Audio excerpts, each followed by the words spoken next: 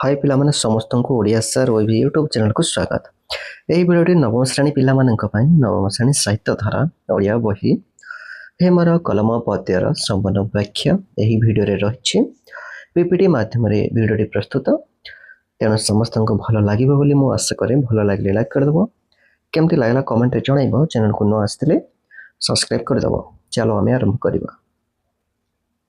ପ୍ରଥମରେ କବିଙ୍କ ପରିଚୟ ଜାଣିବା ପିଲାମାନେ। ଗୋଦାବରୀଶ ମହାପାତ୍ର କବି। ତାଙ୍କ ଜନ୍ମସ୍ଥାନ ବାଣପୁର ଅନ୍ତର୍ଗତ କୁମାରଙ୍କ ଶାସନରେ ସେ ଜନ୍ମଗ୍ରହଣ କରିଥିଲେ। ପ୍ରସିଦ୍ଧ ସତ୍ୟବାଦୀ ବନ ବିଦ୍ୟାଳୟର ସୁଯୋଗ୍ୟ ଛାତ୍ର ଥିଲେ। ତାଙ୍କର ନିଆଖଣ୍ଡା ଏକ ପତ୍ରିକା ପ୍ରକାଶ ପାଇଥିଲା, ଯାହାକି ବ୍ୟଙ୍ଗାତ୍ମକ ପତ୍ରିକା। 1938 ମସିହାରେ ତାଙ୍କର ପ୍ରସିଦ୍ଧ ପୁସ୍ତକ ଗୁଡ଼ିକ ହେଲା ଉଠା କଙ୍କାଳ, କଣ୍ଟା ଫୁଲ, ବଙ୍ଗା ଓ ସିଧା। ଏହି କବିତାର କ'ଣ ପୃଷ୍ଠଭୂମି, କ'ଣ ସାରାଂଶ ରହିଛି ଆଲୋଚ୍ୟ। ହେ ମୋର କଲମ କବିତାଟି କବିଙ୍କର ହେ ମୋର କଲମ ପୁସ୍ତକରୁ ସଂଗୃହୀତ। ମୁଖ୍ୟ ପ୍ରତିପାଦ୍ୟ କ'ଣ ଅଛି, ବିଷୟବସ୍ତୁ କ'ଣ ରହିଛି। ଏହି କବିତାରେ 80 ଠାରୁ ମସି ଯେ ଶକ୍ତିଶାଳୀ, ତାହା ସୁନ୍ଦର ଭାବରେ ବର୍ଣ୍ଣନା କରାଯାଇଛି। କଲମର ଏଠି କ'ଣ ମହତ୍ତ୍ୱ ରହିଛି। କବି କଲମକୁ ଜଣେ ବିପ୍ଳବୀ ଓ ନିର୍ଭୀକ ସାଥୀ ରୂପେ ବର୍ଣ୍ଣନା କରିଛନ୍ତି, ଯାହା ସମାଜର ଅନ୍ୟାୟ, ଅନୀତି ଏବଂ ଶୋଷଣ ବିରୁଦ୍ଧରେ ସ୍ୱର ଉତ୍ତୋଳନ କରିଥାଏ। ମୁଁ ଏହି କବିତାକୁ 5ଟି ପଦରେ ବିଭକ୍ତ କରିଛି ପିଲାମାନେ, ବୁଝିବା ପାଇଁ ସହଜ ହେବ। ଦେଖ, ହେ ମୋର କଲମ ଚିର ବିପ୍ଳବୀ, ହେ ଚିର ମୌନିକ ହୋ, ସାଥୀ ଥିଲ ଅବା ଜୀବନେ ଜୀବନେ, ଯୁଗେ ଯୁଗେ ଅହରହ। ମୂଲ୍ୟ ତୁମର କେତୋଟି ପଇସା, ତନୁ ତବ ଦୁର୍ବଳ, ଥରାଇଛ କେତେ ହୃଦୟ ମନ୍ଦିର, ବନ୍ଧୁର ଧରାତଳ। ଆଜି ଏତେବେଳେ ବନ୍ଦିକି ତୁମେ ପ୍ରାକ୍ତନ ଉତ୍କଳେ, ଜାଗ୍ରତ କର ଉଦ୍ୟତ କର ଏ ମୋଡ଼ା ଜାତିକି ଥରେ।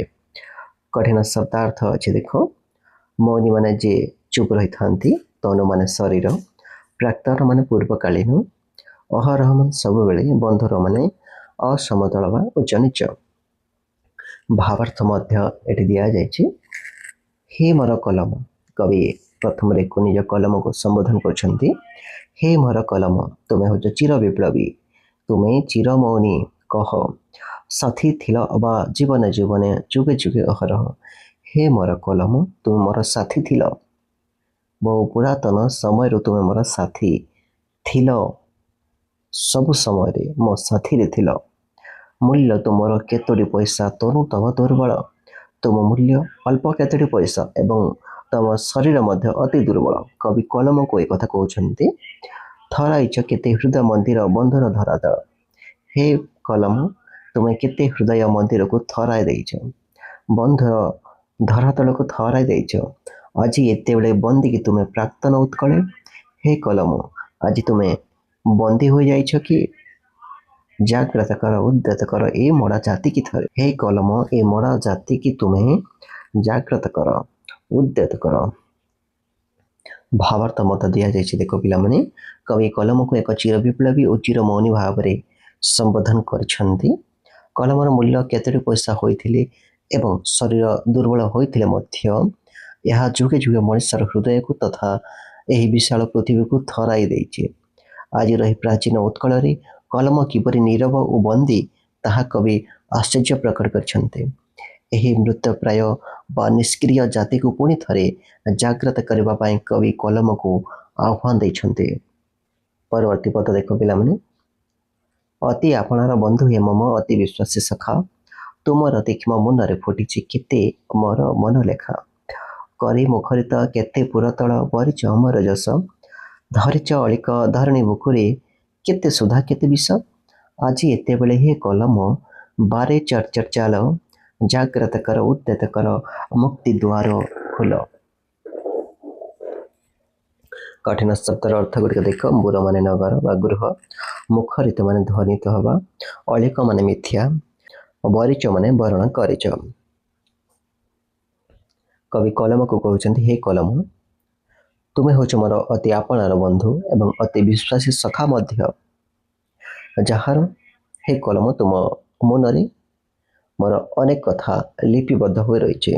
ତୁମର ତୀକ୍ଷ୍ଣ ମନରେ ଫୁଟିଛି କେତେ ମୋର ମନ ଲେଖା। ମୋର ମନ ଲେଖା, ମୋର ଭାବନା ମୁଁ ତୁମ ମାଧ୍ୟମରେ କେତେ ପ୍ରକାଶ କରିଛି।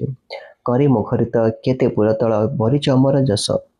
ହେ କଲମ, ତୁମେ କେତେ ନଗର, କେତେ ଗୃହକୁ ମଧ୍ୟ ମୁଖରିତ କରି ଅମର ଯଶ ଲାଭ କରିଛ। ଧରିଛ ଅଳିକ ଧରଣୀ ବୁକୁରେ କେତେ ସୁଧା କେତେ ବିଷ। ତୁମେ ଏହି ପୃଥିବୀରେ କେତେ ସୁଧା କେତେ ଅମୃତ କେତେ ବିଷ ଧାରଣ କରିବାର କ୍ଷମତା ରଖିଛ। ଆଜି ଏତେବେଳେ ହେ କଲମ ବାରେ ଚର୍ଚର ଚାଲ, ଜାଗ୍ରତ କର ଉଦ୍ୟତ କର ମୁକ୍ତି ଦ୍ୱାର ଖୋଲ। ତେଣୁ ଏ କଲମ, କବି କଲମକୁ କହୁଛନ୍ତି ହେ କଲମ ଆଜି ତୁମେ ଜାଗ୍ରତ କର ଉଦ୍ୟତ କର ମୁକ୍ତି ଦ୍ୱାର ଖୋଲିଦିଅ ଏଇ ଲୋକମାନଙ୍କର। ପରବର୍ତ୍ତୀ ପଦ ଦେଖ ପିଲାମାନେ, 3 ନମ୍ବର ପଦ ଦେଖ। ହେ ମୋର କଲମ ଭାଜେ କରବାଳ ବଜ୍ର ମୁଷଳ କେତେ ଏହି ମୋହିତଳେ, ବାଡ଼ ଉଠୋଇ ଗିରି ଓଲଟୋଇ ଭାସେ ମରୁଧରା ଜଳେ। ଅସେ ଚିଙ୍ଗିସ୍ ଯାଏ ହିଟଲର ମାତେ କେତେ ମତବାଦ, ଦି ଦିନର ଏଇ ଧରଣୀ ଦୁଆରେ ସଭ୍ୟତା ବୁଦବୁଦ। ସବୁରି ଉପରେ ତୁମେ ଅଛ ଥରେ ଦେବାକୁ ଅମର ଗାର, ଆଜି ଏତେବେଳେ ଜଡ଼କି କଲମ ମୁଣ୍ଡାକି ହେଲା ଧାର। କଠିନ ଶବ୍ଦାର୍ଥ ଅଛି ଦେଖ। କରବାଳ ମାନେ ଖଣ୍ଡା, ବାଡ଼ବ ମାନେ ସାମୁଦ୍ରିକ ଅଗ୍ନି, ବୁଦବୁଦ ମାନେ ଫୋଟକା, ମୁଷଳ ମାନେ ଗଦା, ଗିରି ମାନେ ପର୍ବତ। ଭାବାର୍ଥ ଦେଖିବା ଏବେ। ଭାଜେ କରବାଳ ବଜ୍ର ମୁଷଳ କେତେ ଏହି ମୋହିତଳେ, ବାଡ଼ବ ଉଠୋଇ ଗିରି ଓଲଟୋଇ ଭାସେ ମରୁଧରା ଜଳେ। ଏହି ପୃଥିବୀରେ ବଡ଼ ବଡ଼ ଖଣ୍ଡା ବଜ୍ର ଗଦା ମଧ୍ୟ ଭାଙ୍ଗି ନଷ୍ଟ ହୋଇଯାଏ ବା ନଷ୍ଟ ହୋଇଯାଇଛି। ଚେଙ୍ଗିସ୍ ଖାଁ ହିଟଲର ଭଳି ନିଷ୍ଠୁର ଶାସକମାନେ ମଧ୍ୟ କାଳକ୍ରମେ ଧ୍ୱଂସ ପାଇଯାଇଛନ୍ତି। ଏହି ପୃଥିବୀରେ ମାନବ ସଭ୍ୟତା ପାଣି ଫଟକା ପରି କ୍ଷଣସ୍ଥାୟୀ ହୋଇଗଲା। ମାତ୍ର କଲମର ଗାର ହେଉଛି ସବୁଠାରୁ ଅମର ଏବଂ ଶକ୍ତିଶାଳୀ।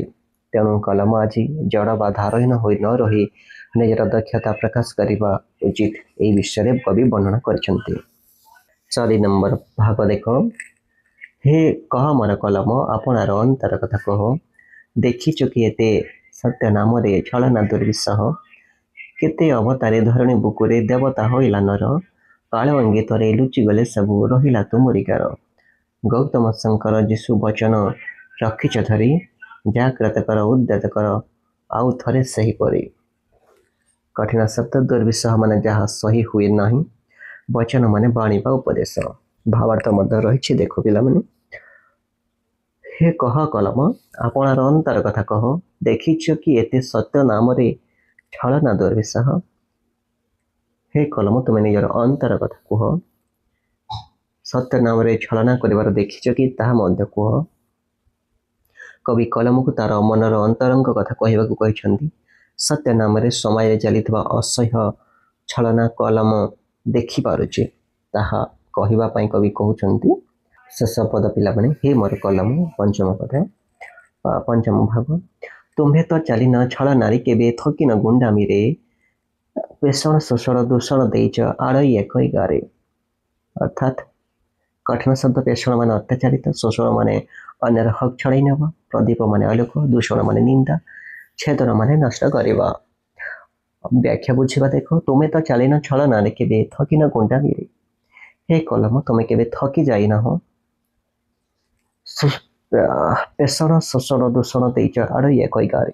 ଏ ସମସ୍ତ ତୁମେ ନିଜ ହାତରେ ଅଣଦେଖା କଲ, ଏଭଏଡ୍ କରିଦେଲ, ନିନ୍ଦା କଲ। କଲମ କେବେ ହେଲେ ଛଳନା ଓ ଗୁଣ୍ଡାମିରେ ଭୟଭୀତ ହୋଇ ଅଟକି ନାହିଁ। ସମାଜରେ ଚାଲିଥିବା ଅନ୍ୟାୟ ଅତ୍ୟାଚାର ଓ ଶୋଷଣକୁ କଲମ ଦୂର କରିବାର ଶକ୍ତି ରଖିଥାଏ। ଛେଦନ କରିଛ ବନ୍ଧନ ଯେତେ ଅନ୍ଧେ ଦେଇଛ ଆଖି, କାଳ ବକ୍ଷରେ ଅକ୍ଷରେ ପଦେ ପଦେ ଲେଖି ଲେଖି। ଏହାର ଅକ୍ଷର ମାଧ୍ୟମରେ ଅଜ୍ଞାନୀ ରୂପକ ଅନ୍ଧମାନଙ୍କୁ ଜ୍ଞାନ ଆଲୋକ ଦେଇଛି। କଲମର ବିପ୍ଳବ କୌଣସି ହିଂସା ନୁହେଁ, ବରଂ ଏହା ସତ୍ୟ ଶାନ୍ତି ଏବଂ ସୁନ୍ଦରତାର ପ୍ରତୀକ। ବିପ୍ଳବ ତବ ସତ୍ୟ ଶାନ୍ତି ଶିବ ସୁନ୍ଦର ରସେ, ଯୁଗ ଯୁଗାନ୍ତ ଅନ୍ଧାର ଭୀତି ତୁମରି ପ୍ରଦୀପ ହସେ। ଅର୍ଥାତ୍ କଲମର ବିପ୍ଳବ କୌଣସି ହିଂସା ନୁହେଁ, ବରଂ ଏହା ସତ୍ୟ ଶାନ୍ତି ଏବଂ ସୁନ୍ଦରତାର ପ୍ରତୀକ। ଯୁଗ ଯୁଗ ଅନ୍ଧକାରକୁ ଭେଦ କରି କଲମ ରୂପକ ପ୍ରଦୀପ ସର୍ବଦା ଆଲୋକ ପ୍ରଦାନ କରୁଥାଏ ବା ଆଲୋକିତ କରୁଥାଏ। ଏ ଥିଲା ପିଲାମାନେ ସମ୍ପୂର୍ଣ୍ଣ ଆଲୋଚନା ଭିଡ଼ିଓ। କେମିତି ଲାଗିଲା କମେଣ୍ଟରେ ଜଣାଇବ। ଚ୍ୟାନେଲକୁ ନୂଆ ଆସିଥିଲେ ସବସ୍କ୍ରାଇବ୍ କରିଦେବ। ପୁଣି ଦେଖା ହେବା ଆଉ ଏକ ଭିଡ଼ିଓରେ।